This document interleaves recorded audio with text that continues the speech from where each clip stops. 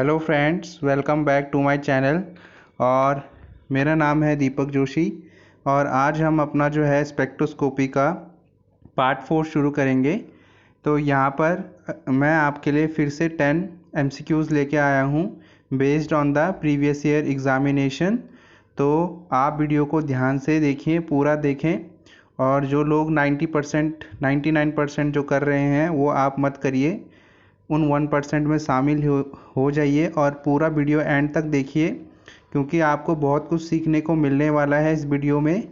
तो ध्यान से देखिएगा। शुरू करते हैं अपना क्वेश्चन नंबर 1। अच्छा, इससे पहले मैं जो हूँ इस वीडियो पे इस चैनल पे BSc 6th सेम का ओवरऑल सिलेबस जो है 90% सिलेबस में कवर करा चुका हूँ अपने चैनल पे। तो आप जो हो वहाँ पर मेरे चैनल की प्लेलिस्ट आप चेक कर सकते हैं। वहाँ पर मैंने चैप्टर वाइज जो है वीडियोस अपलोड किए हैं, तो वहाँ से आपको जो है बहुत फ़ायदा मिलेगा। और अब जो है एग्ज़ाम होने वाले हैं, तो प्रिपेयर वेल और स्टडी स्मार्ट। तो शुरू करते हैं क्वेश्चन 1 से। तो यहाँ पर देखिए, यहाँ पर सबसे देखो, जो ये बेस वैल्यू वाले क्वेश्चंस होते हैं, इनका एक क्वेश्चन आना श्योर है। तो आप मेरी यूवी विजिबल वाली जो वीडियोस मैंने बनाई है, यूवी विजिबल स्पेक्ट्रोस्कोपी, वो ज़रूर देखें। एटलीस्ट वैल्यूज़ यहाँ पर याद करके आप चले जाइएगा, ठीक है। तो पहला जो क्वेश्चन है कि base value of double bond extending conjugation is, तो ये मैं आपसे डिस्कस कर चुका हूँ। इसका जो बेस वैल्यू होता है वो 30 नैनोमीटर होता है और ये प्रीवियस ईयर में पूछा हुआ है। तो एक क्वेश्चन फिक्स था, जब हमारा जो है एग्ज़ाम पैटर्न जो है MCQ टाइप होता था, तो जो है बेस वैल्यू से क्वेश्चन हमेशा रहा है। क्लियर। तो यहाँ पर ध्यान रहे कितना होता है, 30 नैनोमीटर। अब मैंने बोला था डबल बॉन्ड एक्सटेंडिंग कंजुगेशन निकालते कैसे हैं, वो मैंने बोला था N-1 एक फॉर्मूला होता है। मान लो जैसे मेरे पास एक गिवन कंपाउंड है, इसमें जो है alternate pi bond and single bond होने चाहिए, लेकिन जो पाई बॉन्ड है वो 2 से ज़्यादा होने चाहिए, ठीक है, 2 से ज़्यादा होने चाहिए। तो N यहाँ पर क्या होता था, N होता था नंबर ऑफ पाई बॉन्ड्स या नंबर ऑफ डबल बॉन्ड्स। तो डबल बॉन्ड देखो कितने, एक यहाँ पर है, ये वाला एक यहाँ पर है, ठीक है, दूसरा यहाँ पर है, तीसरा यहाँ पर है। तो अगर आप N का वैल्यू 3 रखोगे, 3 - 1 करोगे, तो ये आएगा 2। तो इसमें 2 डबल बॉन्ड एक्सटेंडिंग कंजुगेशन होती है। तो ऐसे हम निकालते थे, मैंने उस वीडियो में डिस्कस करा है। तो अब नेक्स्ट हम क्वेश्चन 2 पे पहुंचते हैं कि bathochromic shift is also known as. तो देखिए, बैथोक्रोमिक शिफ्ट को हम रेड शिफ्ट भी बोलते हैं, क्योंकि बैथोक्रोमिक शिफ्ट की जो है बहुत लॉन्गर वेवलेंथ होती है, ज़्यादा दूरी तक ये ट्रैवल कर जाती है, लॉन्गर वेवलेंथ होती है। ये भी मैं डिस्कस कर चुका हूँ अपने स्पेक्ट्रोस्कोपी के जो मल्टीपल चॉइस क्वेश्चन है उनमें डिस्कस कर चुका हूँ मैं। तो लॉन्गर वेवलेंथ होती है आपकी बैथोक्रोमिक शिफ्ट की। अब बैथोक्रोमिक शिफ्ट को आप बोलते हैं रेड शिफ्ट। आपको पता होगा कि जो हमारे पास विग्योर होता है, इंद्रधनुष में ये कलर आपको दिखाई देते होंगे जब आप आसमान में देखते होंगे। तो यहाँ पर जो रेड कलर है, रेड कलर की मैक्सिमम वेवलेंथ होती है, कितनी होती है मैक्सिमम वेवलेंथ, 620 नैनोमीटर से लेके होती है आपकी 780 नैनोमीटर, इतनी वैल्यूज़ होती हैं। तो क्योंकि सिंस सारे कलर्स में इस तरफ जब आप मूव ऑन करते हैं, तो यहाँ पर जो है वेवलेंथ यानी लैम्डा वो बढ़ता है, वेवलेंथ इंक्रीज करता है। तो मैक्सिमम वेवलेंथ किसकी होगी, रेड कलर की। तो क्योंकि बैथोक्रोमिक शिफ्ट की भी वेवलेंथ सबसे ज़्यादा होती है, तो इसलिए हम बैथोक्रोमिक शिफ्ट को रेड शिफ्ट भी बोलते हैं, क्योंकि रेड शिफ्ट की भी वेवलेंथ क्या होती है, मैक्सिमम होती है। क्लियर। तो इसका करेक्ट आंसर क्या हो जाएगा, बी ऑप्शन। नेक्स्ट अब मूव ऑन करते हैं क्वेश्चन नंबर 3 पे। तो क्वेश्चन नंबर 3 आपसे कहता है प्रिंसिपल, बहुत ही ज़्यादा इंपॉर्टेंट क्वेश्चन है कि देखो, प्रिंसिपल भी तो पूछ सकता है कि बताओ principle of UV visible spectroscopy है क्या, किस लॉ पर ये बेस्ड है। तो आपका जो प्रिंसिपल जो है यूवी विजिबल स्पेक्ट्रोस्कोपी का, वो बेस्ड है आपका बियर्स-लैम्बर्ट्स लॉ पे। तो बियर्स-लैम्बर्ट्स लॉ कहता क्या है कि अगर आप किसी सैंपल से, कोई एक सैंपल या सॉल्यूशन आपने लिया है, आप यहाँ से कोई एक मोनोक्रोमेटिक रेडिएशन होता है आपका, से फॉर एग्जांपल मैंने एक रेडिएशन पास आउट करी यहाँ से। तो मोनोक्रोमेटिक, मोनो का मतलब होता है एक और क्रोमेटिक का मतलब होता है कलर। तो मोनोक्रोमेटिक का मतलब ये हुआ कि एक कलर वाली रेडिएशन, हो सकता है रेड, हो सकता है येलो, कोई भी कलर की रेडिएशन, लेकिन इट शुड बी मोनोक्रोमेटिक। तो अगर आप यहाँ से पास आउट इस सॉल्यूशन से पास करेंगे तो क्या होगा कि जो ये एब्जॉर्प्शन है, तो जो एब्जॉर्बिंग सब्सटेंस है, ठीक है, एब्जॉर्बिंग सब्सटेंस हमारा ये है ना, तो जो इंटेंसिटी होगी रेडिएशन की, मतलब इस लाइट की जो इंटेंसिटी होगी इस सॉल्यूशन से पास होने की, वो धीरे धीरे कम होती चली जाएगी, क्योंकि ये जो सॉल्यूशन है ये थिक होगा, सॉल्यूशन का कॉन्सेंट्रेशन भी ज़्यादा होगा और थिक भी होगा। तो ये क्या करेगा, अपने आप से इन रेडिएशन, जो हमने मोनोक्रोमेटिक रेडिएशंस यहाँ से भेजी हैं, उनको पास नहीं होने देगा। तो लैम्बर्ट्स लॉ ये बोलता है कि अगर आप कोई मोनोक्रोमेटिक लाइट किसी सैंपल से पास कराते हैं यहाँ पे, तो जो उसकी इंटेंसिटी है, जो लाइट आपने भेजी है इस सॉल्यूशन से या इस सैंपल से, वो टाइम टू टाइम घटता चला जाता है। तो इसी पर बेस्ड है, इसी लॉ को हम बोलते हैं बियर्स-लैम्बर्ट्स लॉ, और इसी लॉ पर बेस्ड है हमारा यूवी विजिबल स्पेक्ट्रोस्कोपी का प्रिंसिपल। क्वेश्चन नंबर 4 हम डिस्कस करते हैं। तो यहाँ पर ये भी बहुत अच्छा क्वेश्चन है, प्रीवियस ईयर में आया हुआ है क्वेश्चन नंबर 4, ये वाला जो क्वेश्चन है। तो यहाँ पर ये क्या कहता है, यहाँ पर ये कहता है कि CH3Cl, देखो CH3Cl, CH3 हो गया मिथाइल, Cl हो गया क्लोराइड, तो मिथाइल क्लोराइड, CH3Cl को क्या बोलेंगे, मिथाइल क्लोराइड। आप लिखते चले जाइएगा जो मैं बोल रहा हूँ। तो मिथाइल क्लोराइड जो है 173 नैनोमीटर पर एब्जॉर्ब होता है, ठीक है, एब्जॉर्ब करता होता है, लाइट एब्जॉर्ब करता है या रेडिएशन को एब्जॉर्ब करता है। जबकि जो CH3 है मिथाइल आयोडाइड, एक है मिथाइल क्लोराइड और एक है मिथाइल आयोडाइड, तो मिथाइल आयोडाइड कितने पे एब्जॉर्ब करता है, 258 नैनोमीटर। देख रहे हो, इसकी जो वेवलेंथ है यहाँ पर 173 नैनोमीटर है, और इसकी जो वेवलेंथ है मिथाइल आयोडाइड यानी CH3I की, उसकी है 258 नैनोमीटर। तो एक कम वेवलेंथ पे एब्जॉर्ब कर रहा है और एक हाई वेवलेंथ पे एब्जॉर्ब कर रहा है। तो ऐसा क्यों होता है, उसने रीज़न पूछा है। तो देखो, अगर आप पढ़ रहे हैं चैप्टर को, तो वहाँ पर अगर कोई बुक्स स्टडी कर रहा है, रेफ़र कर रहे होंगे बुक्स को बहुत से स्टूडेंट्स, तो वहाँ पर क्या आपको एक चीज़ दिखेगी, वहाँ पर देखो, अब मैं आपको इसको क्लास 12 का जो बेसिक कंसेप्ट है उससे मैं आपको समझाता हूँ। तो यहाँ पर देखो, मैंने मान लिया कि ये एक लेवल इसका है, यहाँ पर एक ये लेवल है, ठीक है। अब मेरे को, आपको पता है कि जो हैलोजन, देखो यहाँ पर भी आयोडीन है, यहाँ पर भी क्लोरीन है, हैलोजन फैमिली के मेंबर्स हैं। तो अगर मैं क्या करूँ यहाँ पर क्या करूँ, एक मैं ये बनाता हूँ, यहाँ पर मैं लिखता हूँ क्लोरीन, यहाँ पर मैं क्या लिखता हूँ, क्लोरीन, और यहाँ पर मैं आप लोगों के लिए लिखता हूँ आयोडीन, यहाँ पर मैं आयोडीन लिख लेता हूँ। अच्छा, अब एक बात ध्यान दे, एक बात समझें, आप बताइए कि इलेक्ट्रोनेगेटिविटी किसकी ज़्यादा है, क्लोरीन और आयोडीन में से। तो क्लोरीन की जो ये इलेक्ट्रोनेगेटिविटी का साइन होता है जी, ठीक है। तो यहाँ पर जो है इलेक्ट्रोनेगेटिविटी क्लोरीन की ज़्यादा है आयोडीन से, ठीक है। तो होता क्या है, देखो, लोन पेयर्स तो आयोडीन पे भी है, लोन पेयर मतलब हो गया नॉन बॉन्डिंग इलेक्ट्रॉन। तो लोन पेयर किस किस पे हैं, यहाँ पे आयोडीन पे भी हैं आपके, यहाँ पर भी इस पे भी लोन पेयर है, क्लोरीन पे भी लोन पेयर है, और आपके आयोडीन पे भी लोन पेयर है।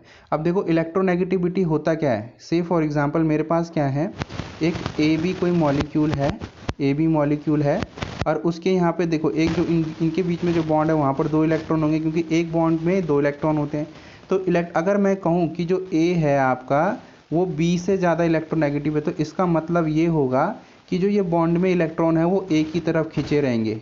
मतलब A जो है, यहाँ पर एक इलेक्ट्रॉन A का है, एक इलेक्ट्रॉन B का है, तो A क्या करेगा, दोनों के दोनों इलेक्ट्रॉन्स यानी A का भी और B का भी अपनी तरफ खींच के रखेगा। तो tendency to attract a shared pair of electron towards itself is called electronegativity. तो किसी इलेक्ट्रॉन्स को अपनी तरफ खींचना, पूरे इलेक्ट्रॉन्स को अपनी तरफ खींचना, उसको हम बोलते हैं उस एलिमेंट की इलेक्ट्रोनेगेटिविटी। तो मैंने यहाँ पर एक ही इलेक्ट्रोनेगेटिविटी ज़्यादा मानी, इसका मतलब जो ये बॉन्डिंग इलेक्ट्रॉन्स है दोनों, ये ए की तरफ शिफ्ट हो जाएंगे, ए इसे खींच लेगा। तो सेम केस यहाँ पर क्लोरीन का है, क्लोरीन की इलेक्ट्रोनेगेटिविटी ज़्यादा है और आयोडीन की इलेक्ट्रोनेगेटिविटी कम है। तो यहाँ पर जो भी क्लोरीन के इलेक्ट्रॉन होंगे और यहाँ पर जो भी आयोडीन के इलेक्ट्रॉन होंगे, क्या लगता है आपको, कौन जल्दी जो है यहाँ से ऊपर ट्रांजिशन कर जाएगा, मतलब यहाँ से ऊपर चला जाएगा। अगर हम थोड़ा हीट करेंगे तो यहाँ से ऊपर चला जाएगा, क्या लगता है आपको। तो देखो, यहाँ पर जो है आयोडीन का जो है, आयोडीन क्योंकि इलेक्ट्रोनेगेटिविटी कम है, तो जो ये इलेक्ट्रॉन या इसकी देखो ये इलेक्ट्रॉन मैंने यहाँ पे इनके जो ये लोन पेयर्स हैं यही मैंने यहाँ पे बनाए हैं, ठीक है।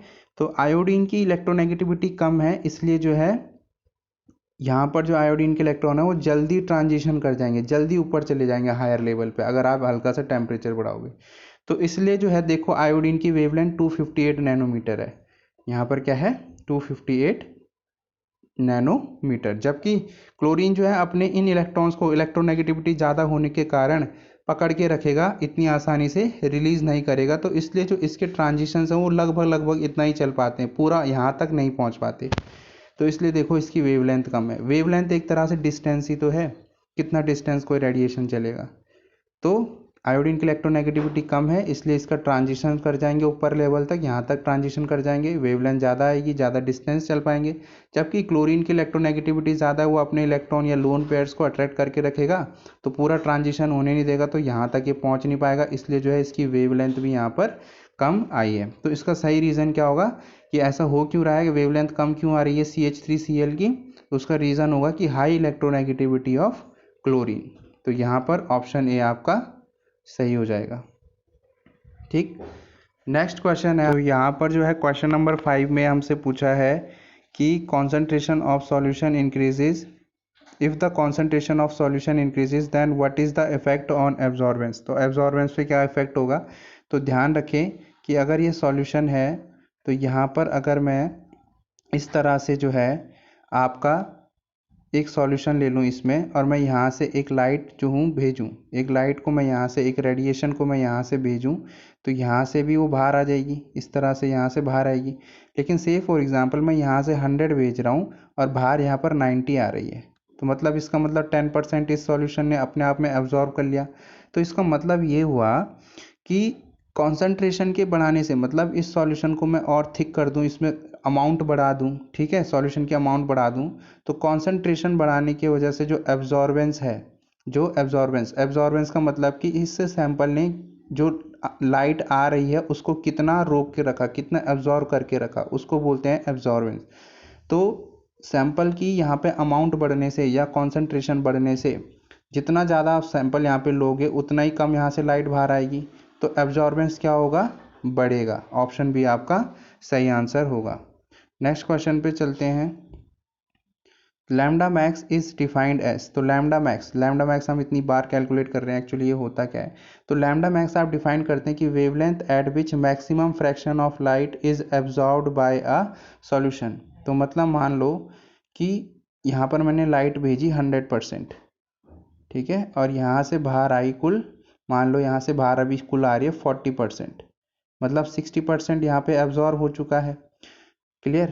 तो लैम्डा मैक्स वेवलेंथ की वो वैल्यू है, वेवलेंथ की वो वैल्यू है जहाँ पर मैक्सिमम लाइट एब्जॉर्ब हो जाती है, तो eight which the maximum fraction of light is absorb by a solution. तो लैम्डा मैक्स वेवलेंथ की वो वैल्यू होती है जहाँ पर जो मैक्सिमम रेडिएशन या लाइट यहाँ से आ रही है वो एब्जॉर्ब हो जाए, मतलब यहाँ से बाहर कम आए। अगर 100 भेज रहे हो तो यहाँ से 40 बाहर आए, तो उस समय जो भी मैक्सिमम वेवलेंथ होगी जहाँ पर लाइट एब्जॉर्ब होगी, तो उस वेवलेंथ को आप बोलेंगे लैम्डा मैक्स, यानी option A is the correct answer. Next हम चलते हैं अपने नेक्स्ट क्वेश्चन पे चलते हैं।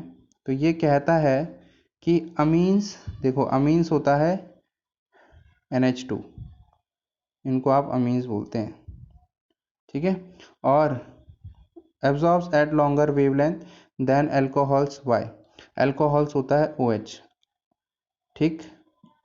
तो अब मुझे बताओ, वही वाला केस आ गया, देखो ऐसे लेबल्स बनाओ इस तरह से, यहाँ पे रखो किसको, ऑक्सीजन को, यहाँ पे रखो नाइट्रोजन को, यहाँ पे रखो नाइट्रोजन को, और इनके ऊपर लोन पेयर्स तो होते ही हैं, ऑक्सीजन के ऊपर भी होते ही हैं।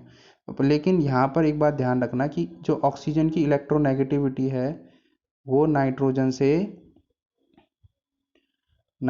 से ज़्यादा होती है। तो इलेक्ट्रोनेगेटिविटी जो है किसकी, ऑक्सीजन की, वो नाइट्रोजन से ज़्यादा होती है। मतलब ऑक्सीजन जो है अपने लोन पेयर्स यहीं पे अपने जो इलेक्ट्रॉन्स हैं इनको यहीं पे रोक के रखेगा, क्योंकि इलेक्ट्रोनेगेटिविटी अभी बहुत ज़्यादा है। जबकि जो नाइट्रोजन है उसकी इलेक्ट्रोनेगेटिविटी कम है, तो ये ज़्यादा दूर तक ट्रांजिशन कर पाएंगे, जबकि इसका ट्रांजिशन बहुत कम होगा। और जो ज़्यादा दूर तक ट्रांजिशन कर पाता है उसकी वेवलेंथ क्या होती है, ज़्यादा होती है। ठीक है, समझ आ गया। तो यहाँ पर ऑप्शन क्या हो जाएगा, क्योंकि ऑक्सीजन की इलेक्ट्रोनेगेटिविटी कम है इसीलिए जो है अमीन्स ज़्यादा लॉन्गर वेवलेंथ शो करते हैं, जबकि नाइट्रोजन की वेवलेंथ कम है, नाइट्रोजन की इलेक्ट्रोनेगेटिविटी कम है, तो ये अपने यहाँ पर जो नॉन बॉन्डिंग इलेक्ट्रॉन्स है यानी लोन पेयर्स, इनको जो है आसानी से नहीं पकड़ पाता, इसलिए ये इजीली यहाँ पर ट्रांजिशन कर जाते हैं। तो इसका ऑप्शन क्या हो जाएगा, पहला ऑप्शन पढ़ते हैं, due to high electronegativity of oxygen, बिल्कुल सही है। Due to low electronegativity of nitrogen, बिल्कुल सही है, दोनों ही सही आंसर हो जाएंगे। तो इसका जो करेक्ट आंसर होगा वो होगा ऑप्शन थर्ड। ठीक है, तो बोथ ए एंड बी, क्योंकि यहाँ पर होगा क्या, नाइट्रोजन की कम इलेक्ट्रोनेगेटिविटी तो ज़्यादा दूर तक चल पा रहा है इसलिए लॉन्गर वेवलेंथ है, जबकि अल्कोहल्स में जो OH है उसकी इलेक्ट्रोनेगेटिविटी कम है, तो उसके जो इलेक्ट्रॉन्स हैं वो इजीली ट्रांजिशन नहीं कर पाएंगे। तो ऑक्सीजन इसलिए ट्रांजिशन नहीं कर पा रहा, हाई इलेक्ट्रोनेगेटिविटी है। अमीन्स इसलिए ज़्यादा ट्रांजिशन कर ले रहे क्योंकि लो इलेक्ट्रोनेगेटिविटी। तो दोनों options first and second correct हो जाएंगे, यानी option third will be the more appropriate answer of this question. Next question हम मूव ऑन करते हैं क्वेश्चन 8 पे। क्वेश्चन 8 पे है, ये हमसे कह रहा है the correct order of wavelength of the visible spectrum is. Visible spectrums में इंद्रधनुष में जो भी कलर होते हैं वो सब आ जाते हैं विव योर, यानी वायलेट, इंडिगो, ठीक है, blue, green, yellow, orange and red. तो यहाँ पर देखो, तो जो ऑप्शन बी है ना वो सही है। इधर से इधर आप मूव ऑन करते हैं तो वेवलेंथ यानी लैम्डा इंक्रीज करता है, वेवलेंथ इंक्रीजेज, वेवलेंथ यानी लैम्डा, लैम्डा इंक्रीज करता है। लेकिन अगर आप उल्टा मूव ऑन करते हैं इस तरफ, तो तब यहाँ पर आपकी फ्रीक्वेंसी बढ़ती है, फ्रीक्वेंसी बढ़ती है, फ्रीक्वेंसी इंक्रीजेस। ठीक है जी, जब आप यहाँ पर इस तरह से मूव ऑन करते हैं तो फ्रीक्वेंसी इंक्रीज करती है। तो यानी फ्रीक्वेंसी सबसे ज़्यादा किसकी होगी, वायलेट की, वेवलेंथ सबसे ज़्यादा किसकी होगी, रेड की। क्लियर। नेक्स्ट क्वेश्चन है question number 9, the base value of, तो इसका सही आंसर हो जाएगा आपका ऑप्शन बी। ठीक है, तो अब शुरू करते हैं क्वेश्चन नंबर 9। तो क्वेश्चन नंबर 9 आपसे कहता है कि base value of acyclic triene. देखो ए साइक्लिक ट्राइन जो होता है वो ये होता है, ए साइक्लिक ट्राइन ये होता है 1 2 3 4। ठीक है, ए साइक्लिक ट्राइन का मतलब तीन डबल बॉन्ड होंगे ऑल्टरनेट। तो ये ए साइक्लिक ट्राइन होता है और इसकी जो बेस वैल्यू होती है वो होती है आपका 245 नैनोमीटर। नेक्स्ट है the wavelength of red colour is. देखो मैंने बोलता रेड कलर की वेवलेंथ सबसे ज़्यादा होती है, तो इसका सही आंसर है 622 780 नैनोमीटर। तो दैट्स इट फॉर टुडे। उम्मीद है आपको बहुत कुछ जानने को मिला होगा।